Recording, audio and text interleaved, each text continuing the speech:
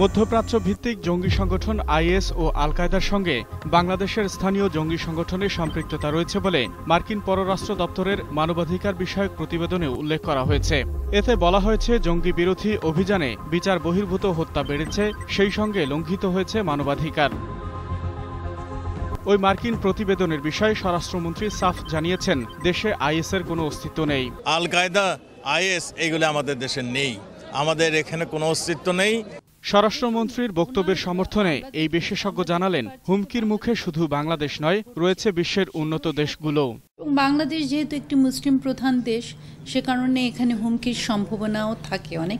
কিন্তু আপনি যদি টেরোরিজমের ইন্ডেক্সগুলো দেখেন, সেখানে কিন্তু বাংলাদেশ খুব একটা উপরের দিকে নেই। আর সাবেক এই কূটনীতিকের মতে, প্রতিবেদনে তথ্যের কোনো ভিত্তি নেই, কারণ দেশটির প্রেসিডেন্ট ট্রাম্প ওই প্রতিবেদনের সমালোচনা করেছেন।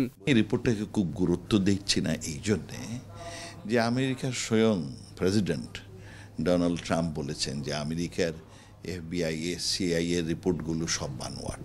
তিনি আরও বলেছেন, পাবলিকলি বলেছেন, যে তার দেশের এই তদন্ত সংস্থাগুলো সব বানোয়াট। এইসব বলার পরে তাদের দেশের রিপোর্ট সম্পর্কে যথেষ্ট সন্দেহ আছে। আর মানবাধিকার লঙ্ঘন প্রসঙ্গে প্রতিবেদনের সমালোচনা করে বিশেষজ্ঞরা বলছেন, জঙ্গি দমনে আত্মপক্ষ সমর্থনের সুযোগ নেই। অন্যান্য দেশে দেখা যায় যে জঙ্গি অনেক দিন লিঙ্গার করে, কিন্তু আমরা প্রত্যেকগুলো অ্যাকশন নিয়েছি। আকবর হোসেন সুমন, 21 টেলিভিশন, ঢাকা।